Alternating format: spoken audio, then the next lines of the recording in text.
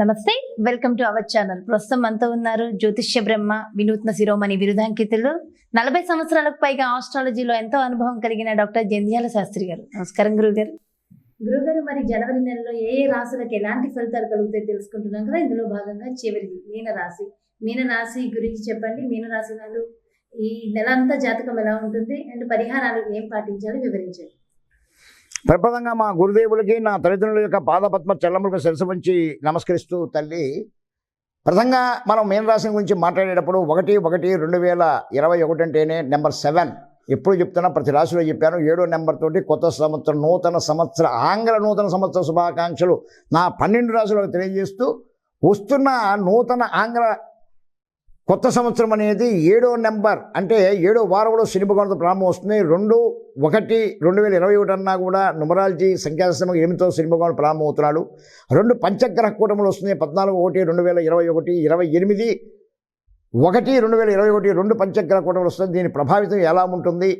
ఈ ఒక ఇయర్ మొత్తం కొత్త నూతన సంవత్సరం 2021 అంటే 1/1/2021 నుంచి 31/12/2021 వరకు కూడా ఎలా ఉండబోతుందని ఇంకో వీడియో నేను మా తల్లిదండ్రులందరి కోసం అందిస్తాను. ఇప్పుడు నువ్వు అడిగినటువంటి మీనరాశి గురించి చూసినప్పుడు పూర్వాభాద్ర 4వ పాదం, ఉత్తరాభాద్ర 4 పాదములు, రేవతి 4 పాదములు కలిగిన మా మీనరాశి కలిగినటువంటి సర్వ భక్తులకు కూడాను ఈ మాసాంతం కూడాను ఎలా ఉంటుందని మనం గ్రహస్థితిని ఒకసారి పరిశీలించినప్పుడు, ఈ రాశి అధిపతే గురువు. ఆ గురువే ఈ రాశికి దశమాధిపతి, ధనస్సు కూడా ఆయనే గురువు. ఆ గురువు ఇప్పుడు లాభస్థితిలో ఉండడం అనేది నిజంగా కూడాను మంచిదే. దాని గురించి ఆలోచించడంలో ఆర్థికంగా కొంచెం పరిపుష్టి కలిగించుకునేదానికి మీనరాశికి అవకాశం వస్తుంది. సంతాన విషయాలు పంపించడానికి అవకాశం వస్తుంది. అలాగే ఈ రాశికి చతుర్థ సప్తమాధిపతి అయినటువంటి బుధ భగవానుడు ప్రస్తుతానికి దశమ స్థానంలో 3వ తారీఖు నాడు ఆయన మకరంలో రావడం కూడా మంచిదే. దానివల్ల కూడాను విద్య, బుద్ధి, జ్ఞానం, తెలివి, యోచన, వ్యాపార విషయాల్లో కొంచెం మీనరాశి వారికి సపోర్ట్గా ఉంటుందని మనం భావించుకోవచ్చు. అలాగనే కూడాను ఈ అద్భుతమైనటువంటి మీనరాశికి షష్ఠమాధిపతి అయినటువంటి సూర్య భగవానుడు కూడా రాశికి దశమ స్థానంలో ఉండడం కూడాను వృత్తిపరమైన విషయాల్లో, ప్రమోషన్లో, రాజకీయాల్లో కొత్తగా ఉత్సాహభరితంగా కూడాను కొత్త ఉద్యోగాలు ఏదైనా కనుక పడితే మీరు ప్రయత్నించేయండి, శుభం జరగడానికి మీనరాశి వారికి అవకాశం వస్తుంది. కానీ ఆయన 14వ తారీఖు మళ్ళా మకరంలోకి వస్తున్నాడు. ఇకపోతే ఈ యొక్క మీనరాశికి అష్టమాధిపతి, తృతీయాధిపతి అయినటువంటి శుక్ర భగవానుడు కూడాను 3వ తారీఖు నాడు ఆయన కూడాను నవభాగ్యస్థానం నుంచి దశమ స్థానానికి రావడం జరుగుతుంది. అంటే ఎక్కడికి వస్తున్నాడు? ఆయన ధనుసులోకి వస్తున్నాడు. ధనుసు తర్వాత వల్ల 28వ తారీఖు ఆయన వస్తున్నాడు. అంటే ఇటు టోటల్గా నేను చెప్పినవన్నీ చెప్తూ ఏం చెప్పాను ఇక్కడ? బుధుడు, రవి, శుక్రుడు, గురువు, శని భగవాన్ కూడా వస్తున్నాడు. శుక్రుడు 28 దాకా వస్తున్నాడు కాబట్టి ఈ 4 గ్రహాలు ఖచ్చితంగా ఉన్నాయి. అందువల్ల ఏమైంది? ఇందాక నేను చెప్పిన ప్రమోషన్స్ వస్తాయని చెప్పాను, ఉద్యోగాలు వస్తాయని చెప్పాను, వ్యాపారాలు వస్తే బాగుంటాయని చెప్పాను, విద్య బాగుంటుందని చెప్పాను, సంతానాలు బాగుంటాయని చెప్పాను, అన్నీ బాగానే ఉంటాయని చెప్పాను. కానీ ఇన్ని బాగున్నా కూడా నీ యోచించిన విధానంగా, నీవనుకున్న పందాలు, నీకున్నటువంటి శక్తి అనుసారము, లేకపోతే నీకున్న టార్గెట్ని సెట్ అవుతానికి కష్టమవుతుంది.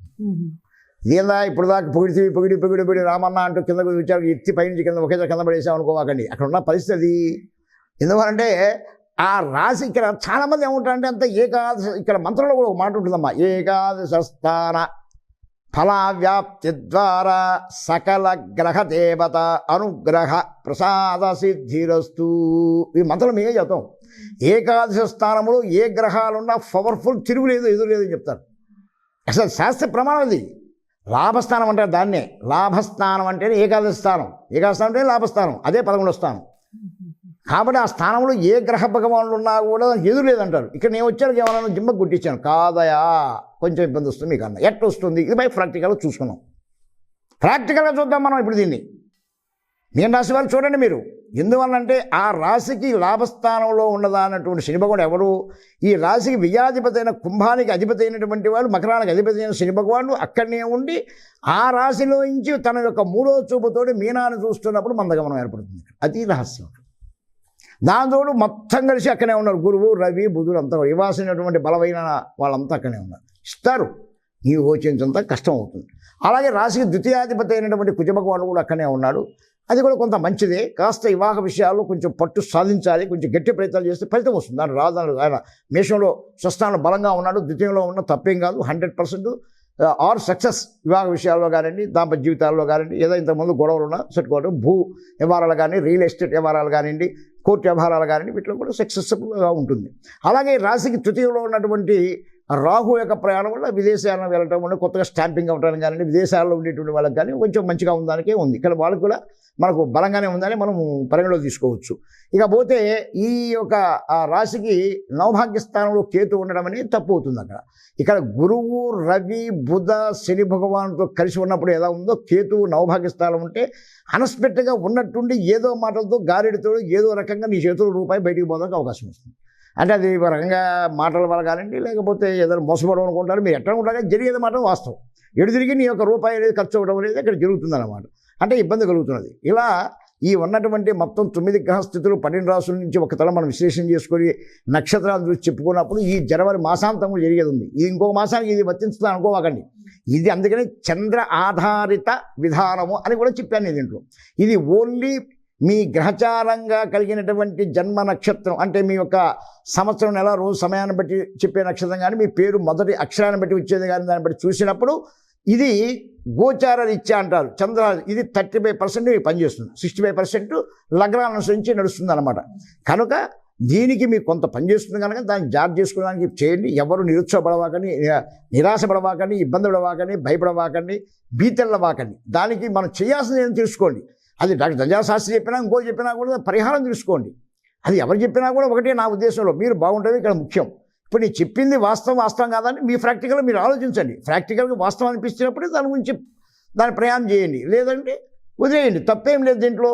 కాబట్టి దాన్ని ఎప్పుడైతే కూడాను మీ ఆత్మశక్తి ముఖ్యం అన్నిటికన్నా కూడా. మీలో కాన్ఫిడెంట్ రావాలి, మీలో ఒక ఆత్మవిశ్వాసం రావాలి.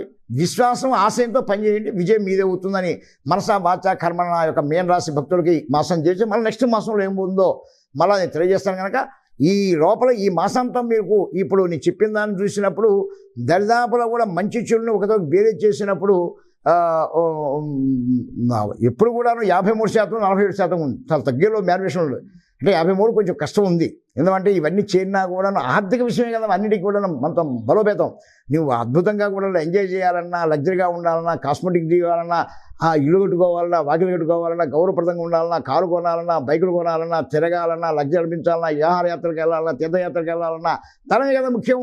ఆ ధనానికి సంబంధించిన గురువు, బుధుడు, రవి మొత్తం అక్కడ ఇబ్బంది పెడుతున్నానని కదా చెప్పింది. కాబట్టి ఈ 53, 47లో ఉన్నారు కాబట్టి దాన్ని సర్దిద్దుకోవడానికి కోసమే మీకు చిన్న ఉపాయం చెప్తాను. ఆ ఉపాయంతో కనుక మా మీనరాశి వాళ్ళు ఈ మాసాంతం మనస్ఫూర్తిగా చేయగలిగితే మీకు మీరే యోగులు, భోగులు, ఐశ్వర్యాన్ని మీ అంతా మీరే అనుభవిస్తారని మనసా వాచా కర్మణ మీకు ఆస్వాదిస్తూ నేను ఈ ఒక చిన్న పరిహారం ఏమీ మీరు పెద్దగా ఎక్కడ కష్టపడాల్సిన అవసరం, ఆవశ్యకత ఏమీ ఉండదు నాయన. మీ ప్రాంతాల్లోనే దొరికేటువంటి వస్తువు ఉంటుంది, మారేడు చెట్టు. బాగా గుర్తుపెట్టుకోండి. ఒకవేళ మీ దగ్గర పోతే శివాలయాల్లో ఉంటుంది, మీ ఈ ఊళ్ళో లేకపోతే పక్క ఊళ్ళో ఉంటుంది. ఇది నెల రోజులు టైం ఉంది కదా, ఏం ఒకరోజు రేపు ఒక్కరోజా గబక్క తెచ్చుకోలేము అనుకుంటు 2 రోజులు వెనక ముందు తేండి, ఏమి ఇబ్బందిలే. ఆ మారేడుకి ఈ చెట్టు కాయలు ఉంటాయి. ఆ కాయ తీసుకొని వచ్చి చక్కగా కూడాను అది పచ్చిది తెస్తారా, వెండిది తెస్తారా మీ ఇష్టం, ఎట్లా తెచ్చినా పర్వాలేదు, ఇబ్బంది ఏం లేదు. ఆ పచ్చిదే ఎక్కువ తీసుకున్నాండి. బాగా అట్లా దాన్ని లోపల చిన్న రంధ్రం చేసేసిస్తే దాని లోపల ఉన్న ఇత్తనాలు అవన్నీ చిన్నగా బయట తీసేసిన తర్వాత దాంట్లో విభూతి పోసి పచ్చకర్పూరం కలిపి అంత పసుపు వేసి పెట్టి రోజు సూర్యుడు ముందు చూసి అంత తీసి బొట్టు పెట్టుకోండి. లక్ష్మీప్రదం వస్తుంది మీకు. ఇంకేం లే, ఈ ధనప్రాప్తికి అది మూలం అవుతుంది. అక్కడ లక్ష్మీ అనుగ్రహం మీద ఉండేది మారేడు చెట్టు. మీకు దాని గురించి మారేడు చెట్టు గురించి చెప్తాను, చాలా పెద్ద కథ ఉందని. సో సింపుల్ మెథడ్గా చెప్పాను నేను. ఏం చెప్పినా మీకు ఇబ్బందికరంగా ఏమైనా ఉన్నాయని చెప్పండి, నన్ను చేయలేం పని అని చెప్పండి, ఖర్చుతో పని. తర్వాత విషయాలు తెలుసుకోవడానికి ప్రయత్నిస్తారని తెలుసుకొని మీ యొక్క యోగ భోగ ఐశ్వర్య ఆనందాలతో ఉండేదానికి ఇదే ఒక సరైన సమయంగా భావిస్తారని ఎవ్వరు కూడా నెగటివ్గా ఆలోచించవాకండి.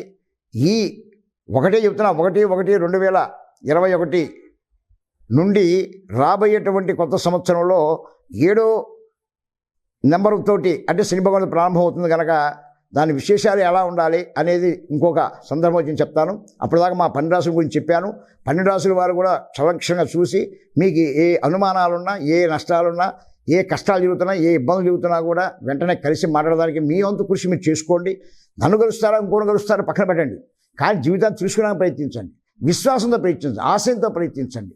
మీకు అది దగ్గరగా ఉందా లేదా ప్రయత్నించండి. ఏదైనా ఏ ఒక్క జ్యోతిషు దగ్గర పోయినా మీ ఏమి చెప్పవాకండి. సంవత్సరం నెలలు సమయం చెప్పి కూర్చోండి, లేదా పేరు చెప్పి కూర్చోండి, లేదా ఫోన్లో తెలుసుకున్న ప్రయత్నించండి. ఆయన చెప్పింది మీకు వాస్తవం ఉందా వాస్తవం లేదో గ్రహించండి. అది చెప్పిన దానికి మీకు అతుక్కుంది కరెక్ట్ ఉందనుకో మార్గం అడగండి. లేదంటే ఏదో మీ ఇచ్చిన పారితోషికం పోయింది అనుకుని దానం పెట్టండి, భగవద్గీత. నా ఉద్దేశం అది చెప్పా. దాన్ని ఎట్లా చేస్తారే మా తల్లిదండ్రులకి వాళ్ళే తెలుసుకుంటారని ఆశిస్తూ ఆస్వాదిస్తూ పెద్దలందరికీ కూడాను మనస్ఫూర్తిగా కూడా శిరస్సు ఉంచి నమస్కరిస్తూ పిల్లలకు ఆయుష్మాన్ భావదిస్తున్న నమస్కారం. సెలవు. మీనరాశి గురించి చాలా చక్కగా వివరించారు గురువు గారు, చక్కటి పరిష్కారాలు కూడా అందించారు. ధన్యవాదాలు. ఫ్రెండ్స్, మరి చూసారు కదా, మా వీడియో కనుక మీకు నచ్చినట్లయితే లైక్ చేయండి, షేర్ చేయండి. మరిన్ని వీడియోస్ కోసం మా ఛానల్ని సబ్స్క్రైబ్ చేసుకోండి.